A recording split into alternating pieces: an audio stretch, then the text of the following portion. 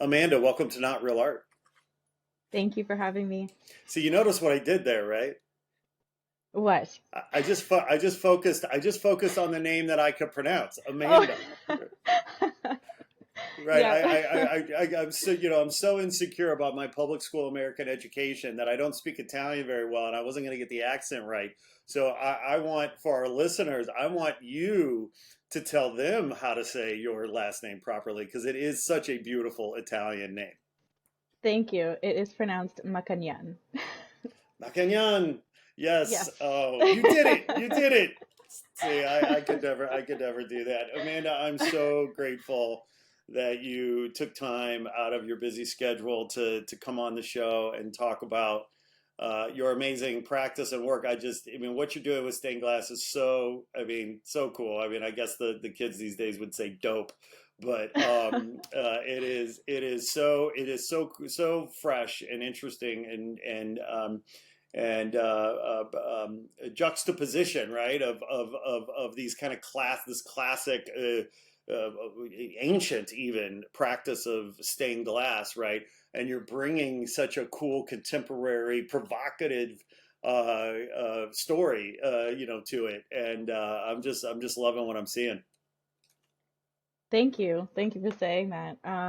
Yeah, I have been working for with glass for a while now, and like something about the medium has always spoken to me in that kind of way where it should be modernized and made new again, but like I guess it's difficult to sort of have people like paying attention when it's such an old school art form. Hmm. Well, what drove what I mean, given your Italian roots, one might speculate as to why, stained glass and why you were so inspired by it. But how did you get to it? I mean, how did you? I mean, obviously, I'm guessing you started drawing and making art as a young person, and then eventually found stain art. But how was that journey? How did you end up focusing on the stained glass medium? So I ended up like I went to school for psychology. I have a psychology degree. Um, so I was working like random jobs after school, and it was actually my stepdad. He was selling lead products. It was like an old family business. He's British, and because like lead is huge, like leaded windows are huge in the UK as well, right? Right. Um, so he was selling like lead products to my boss, and she was looking for somebody who was creative but had no experience. So I basically started an apprenticeship in 2011, and that's how I got into stained glass.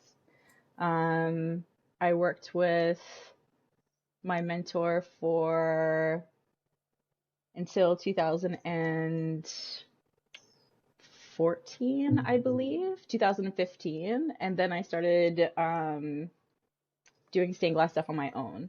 So it was like when I worked with my mentor, it was more like architectural stuff. So like clear on clear, like really beautiful leaded windows that for like homes and stuff, but not a lot of color, not a lot of like no portraiture or anything like that. Um, but yeah, that kind of all happened a little bit later on with the portraiture.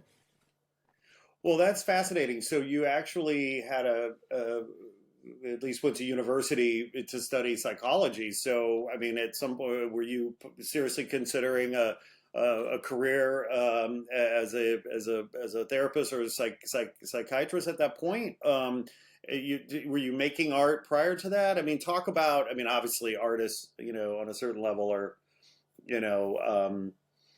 What's the word I want? I mean, we're spiritual leaders. Some might argue, psychiatrists and psychologists help us understand ourselves. Art helps us understand ourselves. I can see the connection there on a certain level, but talk about that a little bit in terms of why psychology and how the art came, before, during, or after.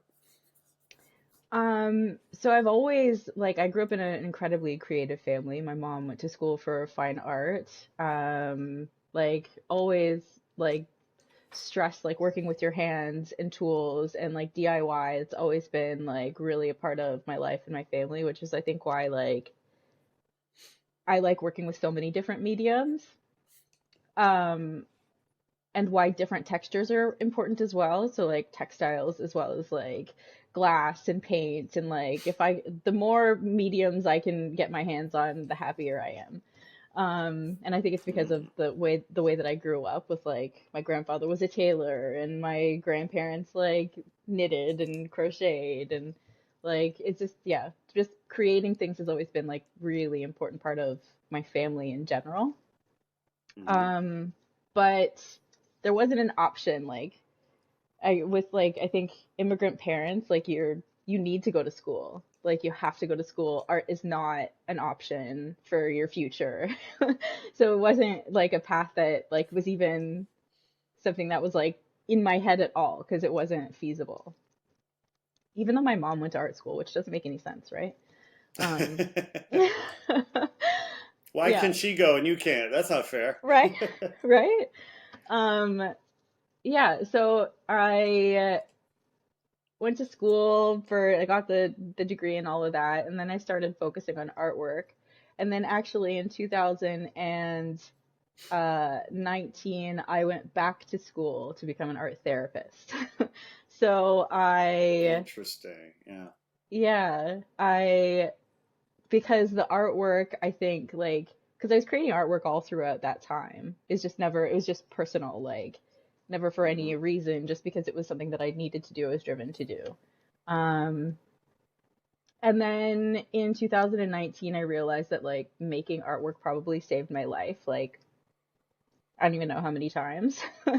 Like, Hmm. helped me figure out who I am and where I was going and what I was doing. And it like continues to do so. Hmm. Um, I would love to be able to be a an art therapist and like or a psychotherapist and like help people in that kind of way. But I realized when I was like 90% of the way through that I don't like I it makes me too anxious. I feel like it is such a an incredible amazing thing that people are able to do to be able to like contain everybody else's stuff and hold on to it for them and like help them through really difficult things. I feel like it's too much for me to hold on to. And that was like a big Yeah. realization that I came to. Mm. Wow, that's super. Yeah, I mean, I get that. I get that, right? Because as an artist, right, like on a certain level, I mean, artists are just naturally empathetic. I mean, you're empaths on a certain level, right? So, taking that in, taking other people's problems or, you know, challenges, whatever, you have to have that ability to sort of compartmentalize and divide and I think sometimes it's hard for artists to because we feel right and we're in it and so maybe it would be hard to compartmentalize if as an artist as an empath. I guess I get that on a certain level. It must be really tough for therapists sometimes to not take their work home with them, right? And Yeah. yeah. Yeah, that's exactly what it was. Like I couldn't leave it in the session. It would like I'd be like it would be coming with me and I'd be like feeling all of these things for these people that I'm working with and like wanting to like help them in ways that are just not professionally feasible. So it's like Right. there's all of this stuff and then like yeah, it ended up being too much for me. And I was like, yeah, no, I can't. Like I'm holding on to so much and like maybe at another point in my life I would be able to have the space for that. But right now I feel like I've got so much crap in my own head. Don't we all? Yeah. the the blind leading the blind, right? Well, but artist therapy too, right? It's therapy for the maker, it's therapy for the viewer, or it can be, right? And the idea that decided to pivot a bit, and and as you said, I mean, maybe the future, does involve more of an art therapy practice for you. But the reality is, making art you make, it is therapy for you, and I believe therapy for the viewer. I know, looking at your work made me a lot happier, and made me laugh and made me think, and that's powerful stuff. Thank you. Thank you for saying that. Yeah, that I think is where like I am driven to be right now is making artwork. Yeah. So there was like a 2 year hiatus where I didn't make anything, and then like basically I exploded like a year ago. Yeah. Yeah. And then Well, sorry, go ahead. well, no, I was just thinking of you the chrysalis, right? I mean, you were like the caterpillar that becomes the butterfly. You had to go into the cocoon for a while, of a couple years, right? And gestate and evolve. Yeah, exactly. Yeah. And then the Academy project came out of nowhere, which was awesome. Tell me about the Academy project. So I was contacted in April, by the Academy to create six stained glass portraits for the John Waters Pope of Trash exhibition. Hmm. So that was crazy. Well, John Like, Waters, I mean, that's like, he's on the Mount Rushmore of artists, right? Like he would have to be up there, I think. yeah, like absolutely insane. I did a portrait in glass of John Waters back in 2015. And like that's how they found me because I had already done a portrait of him in glass. And it was just it's basically just sitting like in my basement for like since two well, I've shown it different places and obviously when I was showing a lot in galleries in Toronto. Um, but it's basically been sitting in my basement and then like you don't know like what your work that you do is going to end up doing for you later. Does that make Yep, sense? Yeah. totally, totally. Yeah, like it just out of nowhere, I got this like message, and then I was like, basically lost my mind. I did like laps down my hallway for like 45 minutes, just back and forth. And I immediately had to sign an NDA, so I couldn't even tell anyone. Just, Ah, yeah. damn lawyers, they always ruin it, right? Yeah. So I'm like alone doing these laps because I was like so pumped about the project. Yeah. Love John Waters. Is a huge influence in my own life growing up. So, which is why I did the portrait of him way back when. Yep, Um, yep. yeah, so basically I worked like nonstop. I knew that because six stained glass portraits, they're fairly big as well, and they're like kiln painted as well. So their faces, their skin textures, and their hair is all painted with the kiln. Hmm. So it's like multiple layers of firing, and each Mm, firing is like 10 to 12 hours. wow, Yeah. I think like wow. Divine's face, I think Divine's face alone. Well, I painted Divine's face 4 times, but Divine's, yeah, I think just the one face was like 10 firings. Damn. Okay, so so can you even calculate how many hours you have in one of those pieces? I mean, I it want to sounds say, like yeah, no, I did calculate it at one point. I want to say they're probably about 200 hours each. right, right, Because I was right. working I like, mean, yeah, it was mid-April until like the very beginning of September, I was doing like 12 to 17-hour days. yeah, I mean, if it's 200 hours per piece, just basic math, right? It's like 40, if you were working a 40-hour week, which by the way, you didn't and don't, but I mean, at the end of the day, that's 5 weeks per piece, right? Like, whew. And then but what was the I deadline? started in May. Yeah, I right. started I started Divine May 18th, and I shipped out. I finished all of them by August 6th. And then you slept, and then you went to bed, No, right? no. Then I painted the John Waters portrait, Of course, of course. which I had Oh, 2 weeks to do. right, right, right. Oh boy. Well, I mean, that's the thing about being in your calling, right? Like you find that energy, right? You find that capacity. It doesn't mean it's easy. It doesn't mean that you're not cranky about it from time to time, but No, there's a it does propel you, right? Oh, absolutely. It was a full-on roller coaster.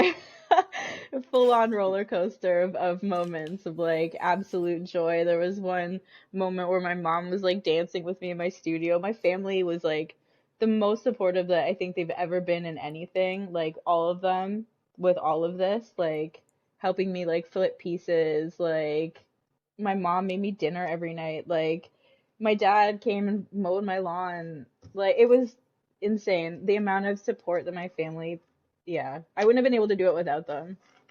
And my sister basically took on like all of the business end for everything. A family affair. Full A on family family affair. affair. That's great. They just supported you and wrapped their arms around you and lifted you up and helped you get there. What a gift. What a what a lovely story there. Uh, you hit on so many things, like just the shipping of the pieces alone. Like that must have been. I mean, How far did you have to ship them? So Toronto to LA. I don't know Right. exactly how That's right. far that is. So It's very yeah. far. Well, it's And plenty then far. It's yeah, what. and then like tracking them, there was supposed oh, it was such a mess. It was such a mess. They ended up showing up like a week late. Oh man, such a mess. Shipping is a nightmare. Shipping glass is even worse. Well, yeah, because it was I mean, shipping art anytime is a pain, let alone internationally. The duty. I mean, the guys at the border, right? They probably had to crack the crates and make sure that you weren't shipping contraband or whatever. That was so stressful, so stressful. Well, Oh man. I'm so inspired by this, and well, I want to go back though to your apprenticeship because it's really interesting, um, because there are these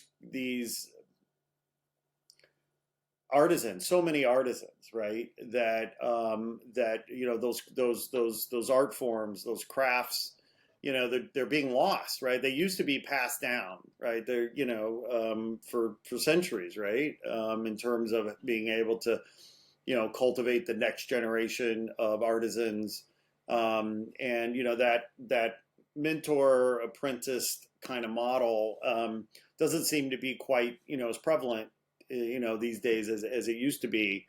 Let's honor your mentor for a few minutes here and go back to your apprenticeship and exactly what that was like for you.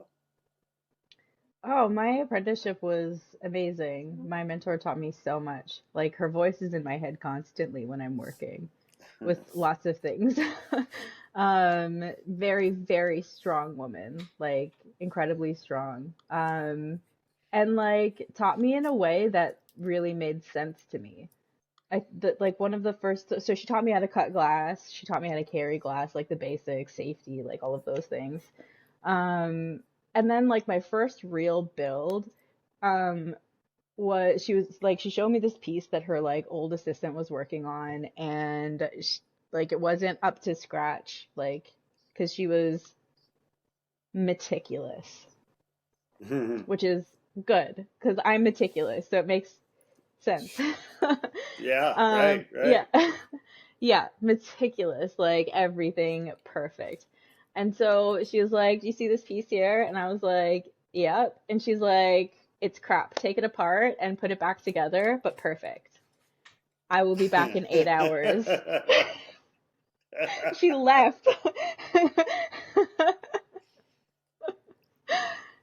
She just left. She left. So I took it apart. I like recut pieces that didn't fit. Like I rebuilt it and then I put it back together. And then when she got back, she taught me how to solder. Like it was, yeah, it was great. Yeah, you call it meticulous. Some people might call it anal retentive. Both would be right. But it's that, and I'm kidding. But it's that level of perfection, right? You have to aspire to that level of detail. Fit and finish, as they say, right? I mean, it is the gods and the devils are in the details, right? And getting that level of precision, right? It's precision. Yeah, exactly. And if I'm not in love with what I've done, if I'm not like absolutely proud of my work, then I feel bad when it leaves. You know? Like I need to be in love with my work. I need to Yes, know that I did my absolute best and I made it as perfect as I could. That doesn't mean perfect. It means as perfect as I could. right. Well, but it's perfect because you're a storyteller, right? I mean, Yeah. on some level. And so, are you telling the story you want to tell? It's not necessarily about, oh, is the fit and finish perfect, and are there any visible flaws? No, that's not the point. But visible flaws might be part of the story, right? Like at the end of the Well, day, right? So, with my with are my you work, telling the yes. story you want to tell?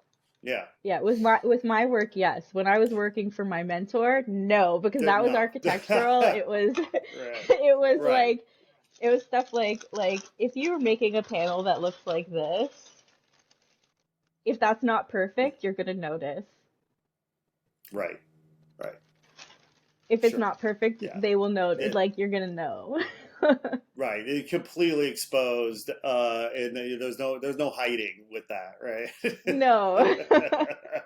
Yeah, if it's not square and perfect and the glass is not all going in the same direction, like you're starting over. That's a redo. Right. Right. And so your apprenticeship was for 2 years, did you say?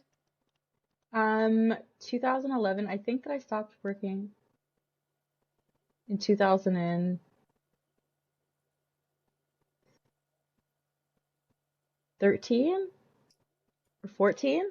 I can't remember. Right. I think Wow. I worked there for 3 years. You're. I tell you what, you're a fast study. I mean, the 3 years. I mean, like you learned a lot in 3 years. Like you must be like a sponge, just soaking it in. I mean, it would feel like I'm a neophyte. What do I know? But it would feel like to get to from where as a beginner to a master. Of course, you're still mastering your craft, right? But to learn I don't know. It just, I would have guessed that you were working with the with your mentor for years more. It sounds like you soaked it in fast. I feel like glasswork is the most natural thing that I've ever done. Oh, okay, that's interesting. Explain that. What does that mean? I feel like I took to it like I've been doing it my whole life. Ah, it was you found your thing. You found your calling. Yeah. Yeah, it just always made sense to me. Like yeah, I can't explain it. It just I always I think that within 3 months of working at the glass studio, I was building everything that the studio put out. Within Hmm. 6 months, I was designing. Like within a year, I was doing everything. Like I was training the new Right. person that she had hired. I was like doing all the inventory, all of the product ordering, the the The quoting for marketing, the jobs. Like, sales. no, she was doing marketing and sales. I was doing Oh, everything okay. else. All right. Yeah, Yeah. Okay. Good. yeah, yeah. It was like the Wow. most natural thing I've ever done. Way more natural than painting. That's so Painting's fascinating. I mean, hard.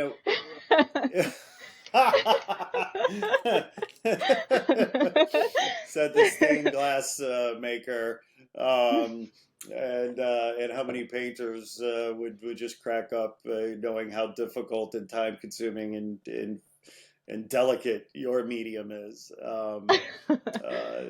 That's fascinating.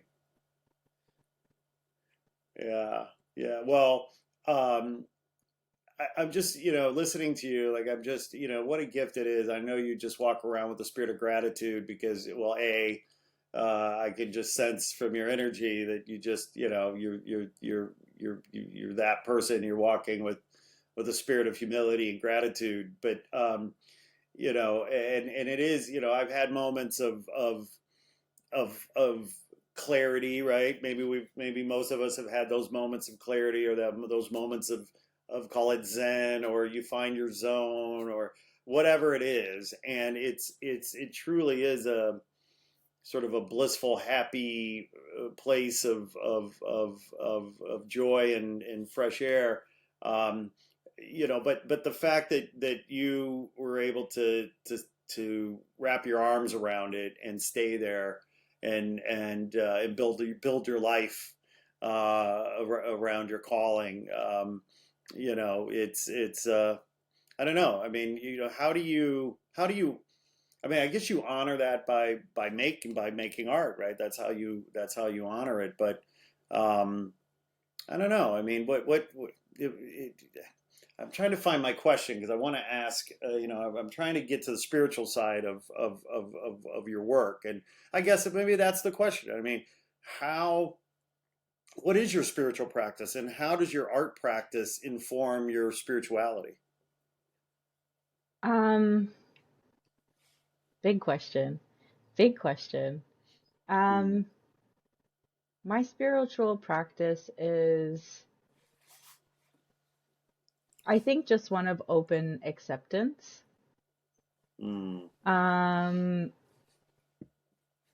I don't know. I feel like as a human, I'm just want to be receptive to like whatever the universe has for me at this point. mm-hmm, mm-hmm, And I really believe in like vibrational resonance and the powers of like symbols and belief, mm-hmm. Yep. as well as like practical and intuitive magic. Yeah. So I feel like that's kind of where my spirituality comes in with my work, is that like, especially with the painting practice, which is coming into more of like the glass work as well now that I have a kiln. I didn't have a kiln before, but now I do. Mm-hmm. So Mm-hmm. um yeah, I feel like it's more about like an energetic sort of a realization that like creating artwork and like being able to manifest thought into something that's like tangible and real is Mm-hmm. alchemy. And like I'm Mm-hmm. manifesting these things into reality, so I can create my thoughts, which is helping me, I Mm-hmm. think, a lot with like anxiety and depression and like what you focus on, and being able to like project something onto a piece of artwork to let it go, for instance. Yeah. um Yeah, I feel like my art practice is actually everything in my life right now.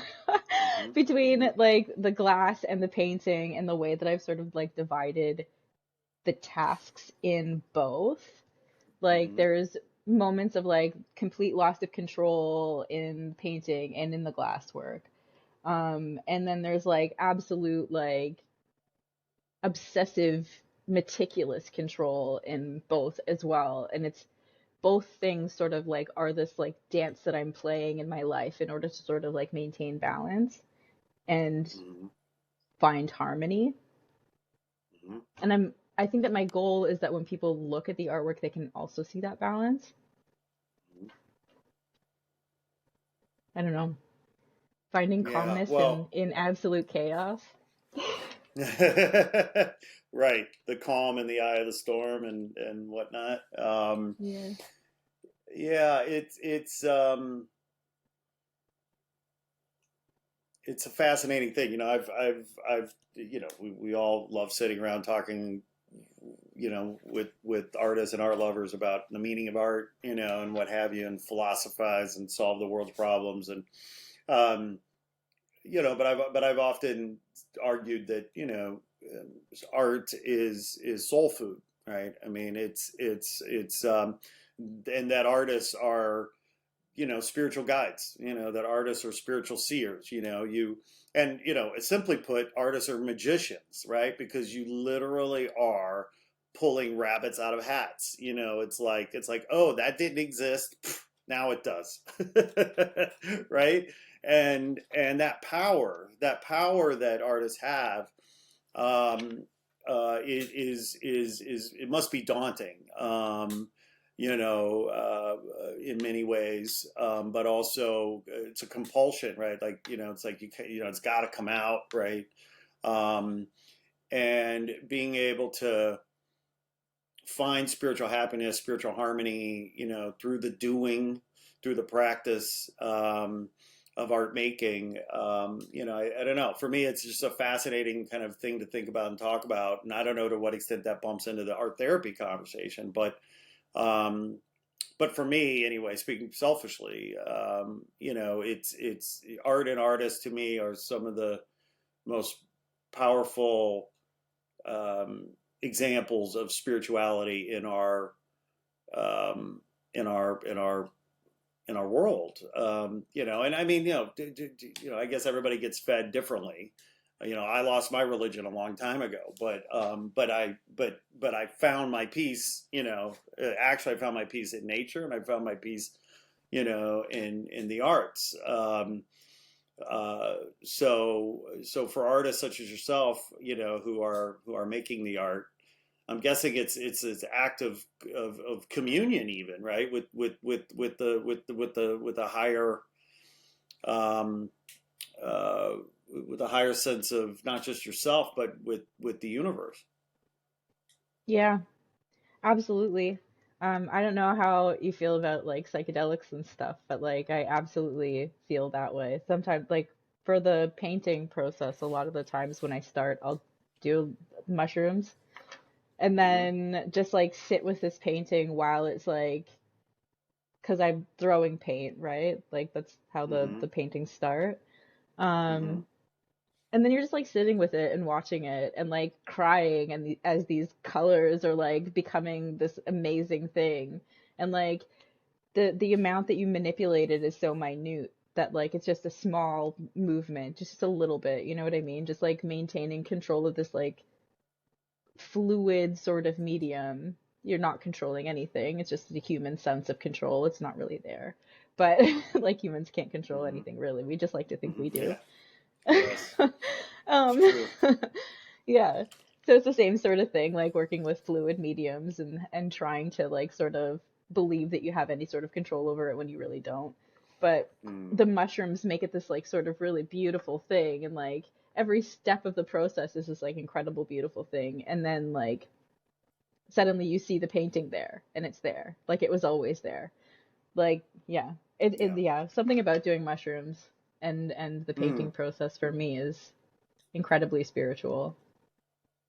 Well, but it's you're sort of getting to this notion that the artist as a conduit, right, a vessel, right, so a channel, right, like a medium, right, like you're connecting. You're just sort of like you've got one hand on the source, so to speak, and then the other hand is making the image that the source wants you to make, and and I, yeah, I mean, I get that. I mean, I wish I could do it. I'm jealous. But, um, but I'm, in terms of, it's interesting you mentioned the psychedelic influence because, you know, now, of course, right? We're starting to embrace psychedelics as a legitimate um, uh, um, modality for mental health issues. And of course, we knew this, decades ago. But organizations like the CIA, wanted to, of course, squash it and taint that. But thank goodness for all kinds of reasons that psychedelics now are being embraced as a legitimate way to deal with, any number of things that people deal with, from a mental health perspective. The cliche, of course, I guess, back in college, you drop your first hit of LSD. It's like, oh, I'm gonna paint, I'm gonna dance, I'm gonna do this, I'm gonna do that. But, it's not, in my view anyway, and it's not. It's a door opening, right? It's not like, Yeah. it's not like, oh, I took this, therefore I can draw. It's like, no, I took this, therefore I can see, and now I can communicate. Yeah, I think it's about like just opening. Yeah, Like it's just opening. Like that's all. If I'm an open person already, the mushrooms are just gonna like allow you to like be receptive to more. But it's not even receptive to what's out there. It's receptive to what's in here. Like yeah, right. really, really getting quiet within yourself and like what is happening in here and here. Mm, Like yeah, what connection do I have to the colors on the canvas right now that are moving, and what does it mean to me specifically? Yeah, what does right. it mean out there, but what does it mean in here? Like Mm, yeah, just really getting quiet and going really deep within mm, yourself, and then mm, while you're in there watching the paint move and watching the right. canvas become something and pull from it from there. Do you meditate as well? Um, I would say that most of my day is spent meditating because I'm making artwork. Of course, great answer. Of course, right. Yeah, because you can't. Well, right. Because I mean, I get that, right? Because you're in to the extent meditation is about clearing your mind and being in the moment, being present. Of course, making your art is going to force you to focus and be in the moment, and you can't think about anything else, right? Like you're literally thinking about the thing, you know. Yeah. Yeah. Yeah. So I would say yes. Yes, it's not Yes, always well, good. easy. I'll accept that answer. Well, part of the question was a little self-serving in part because a couple years ago, I finally got serious about meditation and it's been so powerful just to clear my mind and allow me to be present and of course it's an ongoing thing. I definitely feel it the days I don't meditate. For sure. But just to quiet the mind and somebody said, just the purpose of meditation is to shut your mind, shut the chatter, quiet the chatter, and because there's so much noise in the world these days. But well, when did you start incorporating psychedelics into your practice? Um, Probably 2015. Mm-hmm. Not on a regular basis. It's not Mm-hmm. something that I do regularly. More Right. so in the past, more so in the past like year than in the Mm-hmm. past 10. Yeah. But um, I think that something like mushrooms is they're very, very powerful medicine, but they also show up in your life when it's necessary. So it's not something I'm gonna Right. like continuously seek out, but if it starts popping into my head a lot, I'm like, okay, well maybe I'm getting a message. Maybe it's time to do mushrooms again. Indeed, indeed. Yeah, it's weird. I've been pondering, trying to, find an opportunity to do the heroic dose. It's been, you know. Well, anyway, this show's not about me. It's about you. What am I talking about my psychedelic use for? But I'm a Because it's fan. I'll just. fun. Because it's the best time ever.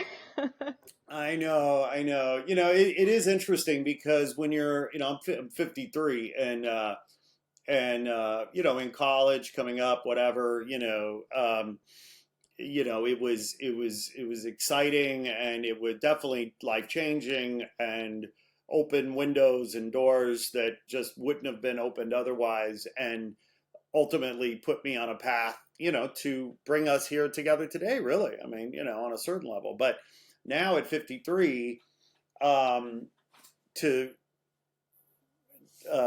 to really do a hero's journey now, so to speak, like almost feels scary because I'm just like, oh my God, do I really want to? Do I really want to see what the universe is going to tell me?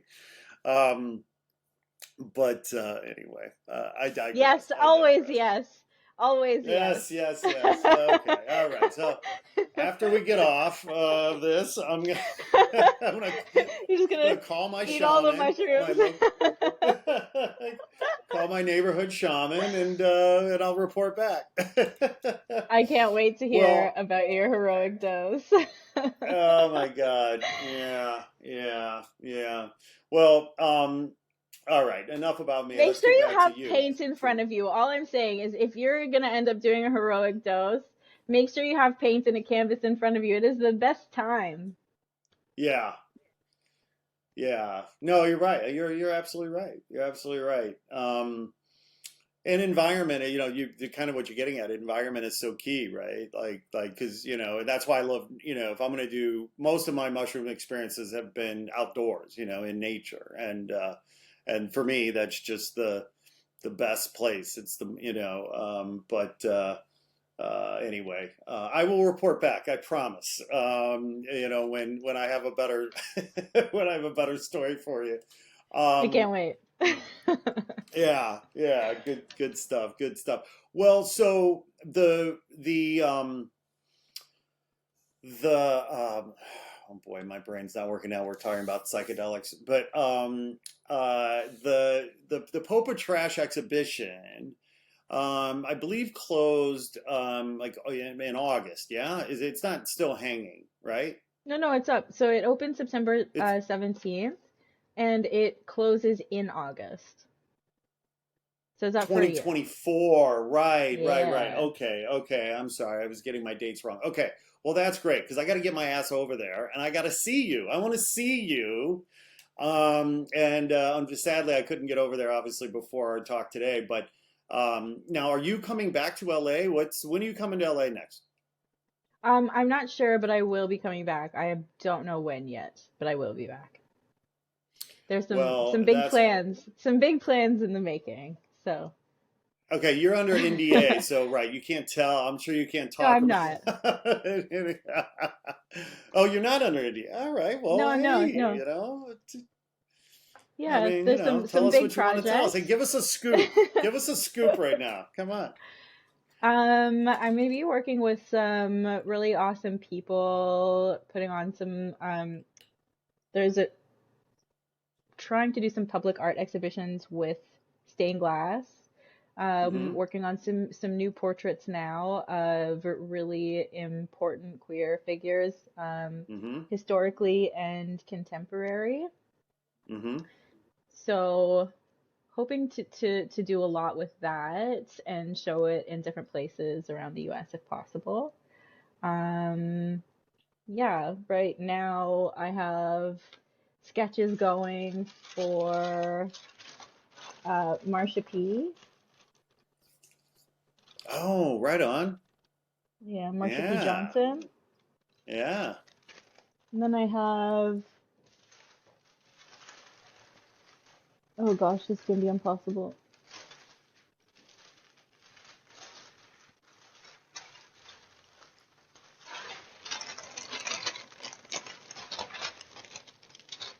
Templates from past projects. This is Sylvia Okay. Rivera, Uh-huh. and Rustin. Wow. Wow. Hoping for a lot more. Yeah, yeah. I mean, so this, I haven't even asked you about your process. I mean, clearly you're starting, these new panels, these new pieces. You've got some tissue paper there that you're starting to sketch on, but take me through your process if you can. I'd really like to better understand the various phases. Yeah, so the first phase would be this phase, which is what would be research. So I did a lot of research on like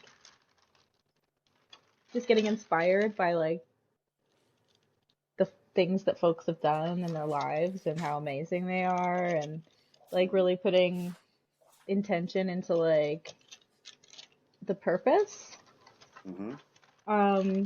But yeah, then sketching. I don't do anything digital because it's like about like texture and feel for me. Mm-hmm. Um, yeah, it's always been the same, like this tissue paper process.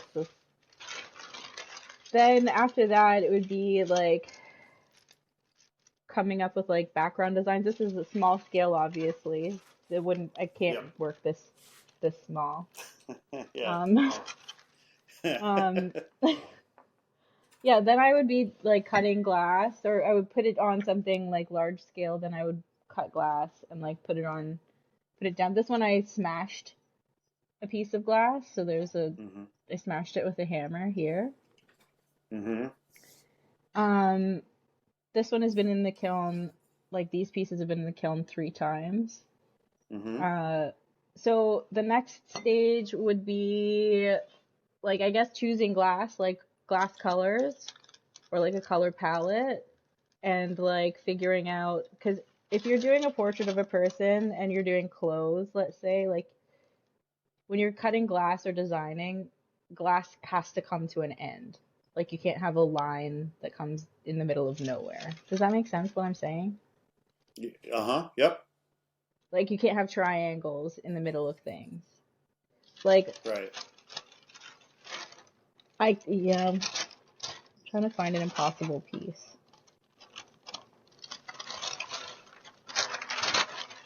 Like if this were one piece of glass here, Mm-hmm. this needs to have an end. This point. This needs to come Mm. somewhere. I can't cut that. Okay. Does that make sense? Sure. So yeah, designing for glass is a thing. Yeah. Then you would start cutting the glass. It is. There's a lot of right. Right. So I'm starting to appreciate how much thought, right, goes into the planning, right, into the design, Yeah. like how you're and that gets back to the um, what were we saying? Sort of the fastidiousness, right, of the precision, right? Yeah. Yeah, the precision. Then you would start cutting glass, and then it would be like then you're in the build process. So depending on if you're going with like lead, like lead came, or you're doing copper foil, which is tighter, um, it would determine how you build the piece. So if it's Right. leaded, you're building a piece from like a like you're building a brick wall. So Mm-hmm. you'd start here and like put your borders down, and then like you'd be sliding them into place, sliding the pieces into place after. It's really difficult to explain actually Right. without Right. showing it. Well, I'm glad for the tutorial. Sadly, I'm, I would probably be all thumbs and end up breaking more glass than I would ever end up, making. But it's such a fascinating process. I mean, but when people think about glass, I think maybe these days, right? They sort of think about blowing glass before they might think about stained glass. Do you ever blow glass? Is that something that you do as well? No, I don't have the furnace that you need for blowing glass. It's like Okay, so a the kiln that you have is a very specific kiln for stained glass. not for stain, like you could probably use the kiln that I have for like pottery and stuff as well, but like Hmm. the type of furnace that you need for blowing glass is like a it's got like a hole in it. Sounds really Hmm. rude. It's called a glory hole. Like it's Hmm. very rude, but um yeah, it's like I this mean, that's massive relative. I mean, it's called a glory hole for a reason. I mean, it's yeah, so not called the pain and suffering hole. I mean, no. uh, um yeah, so it's my kiln's like it's got like a yeah, there's no hole to put like the melted glass in. Like it's hmm. a tiny little thing for specifically either like slumping or fusing glass or Hmm. painting, like doing traditional kiln painting. That's what my kiln is for. Like blown glass is a totally different furnace. Got it. I just Got don't it. have Got it. I don't have the facility for it. Yeah. Well, I mean, and you got to specialize, right? Like, I mean, and I think that's the point. I mean, it's sort of like pick your lane, right? And if and you've got to focus, right? You got to specialize in something. One of the things that I was curious about, is how to what extent that you also I don't know, build light boxes that your stained glass can live in, as a backlight. So if you don't, like if I wanted to get one of your pieces, but I can't hang it in my window, um, do you sell your work also with light boxes that illuminate? Yep, I build light boxes as well. Yeah, Oh, they're all right, yep, all right. I build them myself. So you're an electrician too. That's Yeah. So remember, I remember, love remember it. how I said my family is my, so one of my dads is an electrician. Right, right. Yeah. Oh, Yeah, cool. home reno has always been like a huge thing in my family, so I know how to build things. It's very important that I be able to build things growing up. So yes, I build my own light boxes and I light them. See, the more I talk to you, the more I realize like you are the perfect candidate for cloning. I mean, we absolutely need more of you in this world. And because I'm all for cloning, you just got to clone the right people. The right people, The yeah. problem you don't want to clone, but I've thought many times during the John Waters project. I thought many times it'd be wonderful if there was a clone of me right now. Just one more, so I can go to bed. amazing, amazing, amazing. Well, so what did John have to say about your contributions? Oh, he loved them. He was very grateful. Yeah, he loved them very much. When he saw the portrait of himself, he said that I made him look infallible, which is, I think, a great compliment from Mr. John Waters. Indeed, Yeah. indeed. I mean, did you have trepidation? I mean, the old saying about, don't meet your heroes, right? Uh, and so in meeting him, was there any like, how were you feeling? Were you nervous about meeting him? That he might, I don't know, be not live up to your I was expectation or something? I think I was more nervous of painting him because Yeah. like you don't want to.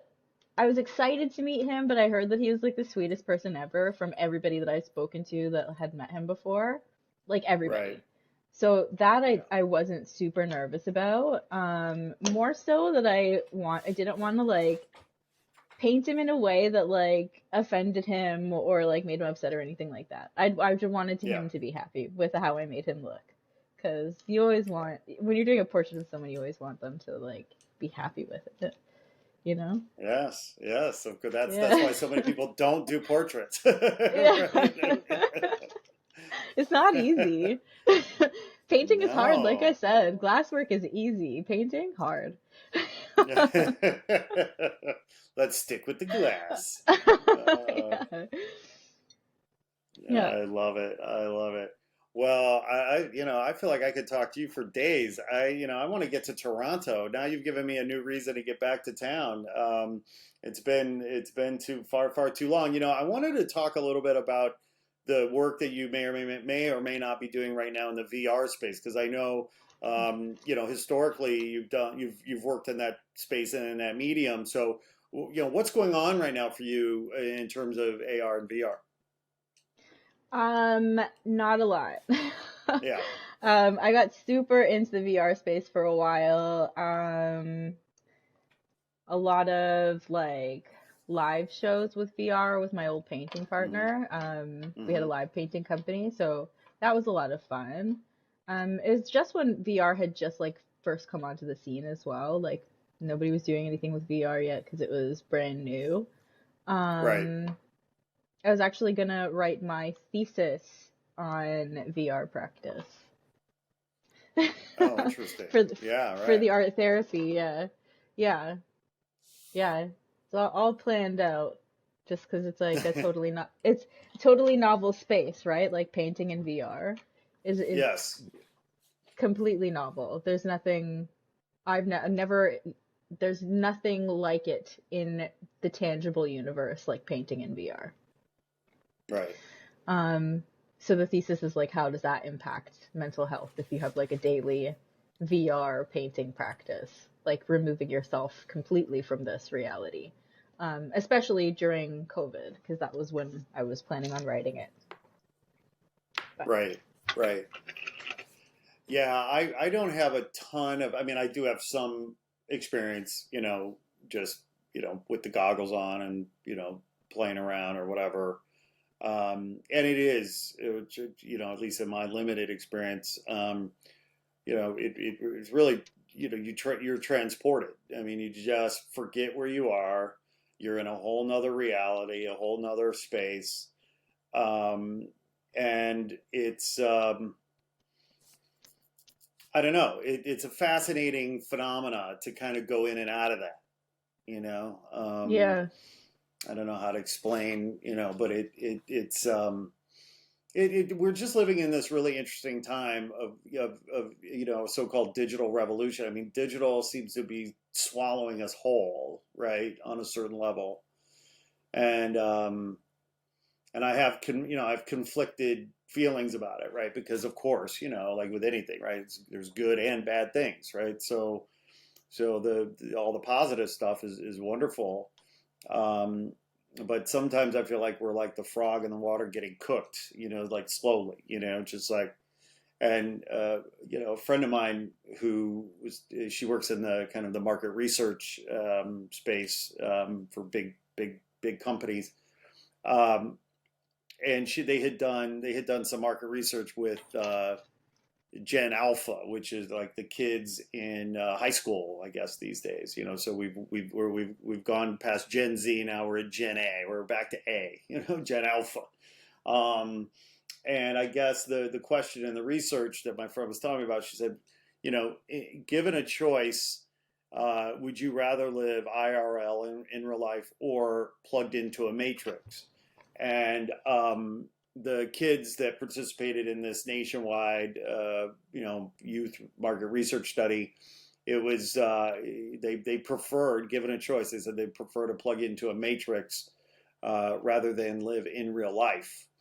And it's just such a fascinating thing to think about, because I guess if I was 15, 16, 17 right now with the state of the climate and geopolitics, I might want to plug into a matrix too, you know? Yeah, I get that. Um, I listened to something the other day saying basically the same thing. It's like the youngest generation is coming into a world that's like falling apart. They're never going to be able to like afford a house. They're never going to be able to like, I don't know. The world could explode. The climate is awful. Everything's on fire, and you want them to do their homework. Right. Why? Yeah. Like, Yeah. like you want them to get a part-time job somewhere. Like, for why? Why? Why? Exactly. Why? What's the point? Right. And Yeah. I mean, youth always, part of, like as a young person, it's kind of part of your job, right? To point to the older generation and say, what have you done? You fucked it up. And to be, and to be, I don't know, contrarian or whatever. But when I was 17 and was graduating high school, I was excited about the future. I didn't, sure, there were always worries about wars, and I heard about that thing called climate change, but, I didn't have to worry about active shooters in my school, for example, right? And of course, now Canadians are told not to come to the U.S. because it's too dangerous. You might get shot, and by the way, you might get shot.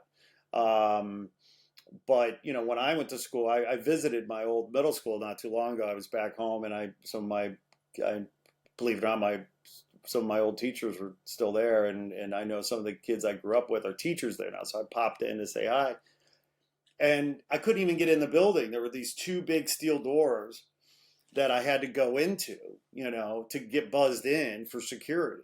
Right now, I grew up going to that school, walking in and out with impunity, no worries. Right, so I just thought about the mental health. Like, what does that do? I mean, every day you're just trying to go to school, and then you've got to go through these big metal doors. Like, of course they're nihilistic. Of course they're, they want to plug into a matrix. It's existential for them in a way it wasn't for me. But Yeah, that's I never even thought about that. Like the mental toll that it would take just having to like have that level of security in your school. Because I definitely didn't growing up. I actually lived like 5 minutes away from my elementary school. Not me even. too. Were you a walker? I was a walker. I was a walker, yeah. I walked. Yes, walkers. Yeah. Yeah. I I restarted my life a couple of years ago and moved back onto the street that I grew up on. Oh, how Um, neat. Good for you. yeah, yeah. It's been amazingly healing. Um, just to be like, I don't know, starting over from the start, like the best thing. Right. Yeah. But Wow. yeah, I guess my you can my go home again, huh? not exactly like I went 5 doors down. Right, right. um not exactly home because my parents actually still live on the street too. So not exactly Right, home because right. that would be a lot. Um but close. Yeah. But yeah, I can't. My brother had, because we went to two different high schools. I didn't go to the same high school as my brother. He had metal detectors growing up, and he was afraid to like ride his bike to school, and I didn't. And just the difference there, like he was stressed out going to school every day, and I never was. Like there were no fights in my schools. There was no violence. Like I don't know why. Like I don't know. It was just a super super safe school. But my brother, there was fights every day. Like just the level of violence I think that you're used to, I think at that point, having metal detectors, it's like the expectation of violence maybe. Yeah. Yeah, yeah, yeah. Well, to okay, just to because this is like a whole nother rabbit hole for us to like solve the world's, Yeah. like just go down. You need to come back. I want to be respectful of your time. We're well over an hour. I love talking to you. You're amazing. We got into this got started down this rabbit hole because of your work in AR, VR, and Yes. it's all fascinating stuff. I'm just so glad, given the digital revolution, that you have decided to work with your hands. I think the human-made, handmade object is going to be more special now than ever over the as we move forward and. The work you do, Amanda, is just gorgeous and not just gorgeous, but provocative and fun and funny and just a joy, and it's a gift to us. So thank you so much for the work you're making, and please keep it up. Thank you for your words. That's awesome. I'm awful at accepting compliments. Thank you. That's all you have to say. Thank you. That's it. That's it. You're done. You did it. You've handled it perfectly. Thank you. Well, I'm gonna, like I said, I'm gonna record a proper intro to this and bolt it on in post. But before we, sign off and we'll of course have, your website and your social and all that stuff on there. But before we go, is there you get the last word? I mean, is there anything you want to say, anything you want to share, anything you want people to know about? Um, hmm. I guess that there is no such thing as talent. Um, Mm, just try really hard and believe in mm, yourself. It's just love. putting yourself into what you do. That's the talent. Mm, mm. Hard work, hard work, work. Practice, practice, practice. Right? Always, every day. Always, every day. I love that. Always, every day. That's a good T-shirt. You need to get that made. Always, every day. Yeah. Have the Well, Amanda, audacity. what's that? Have the audacity. That's right. The audacity to put in the work. That's right. That's right. Well, Amanda, I'm going to let you go so that you can go back to work. I know you've got a lot going on. Thank you for coming through. Please come back, and Definitely. please look us up when you come to the City of Angels, aka Hollyweird, and I'll do the same next time I'm in Toronto. I have dear friends that live in Guelph, so sometimes I go see them. But anyway, you're the best. Thanks so much, Amanda. Have a beautiful day. Thank you so much. Thank you.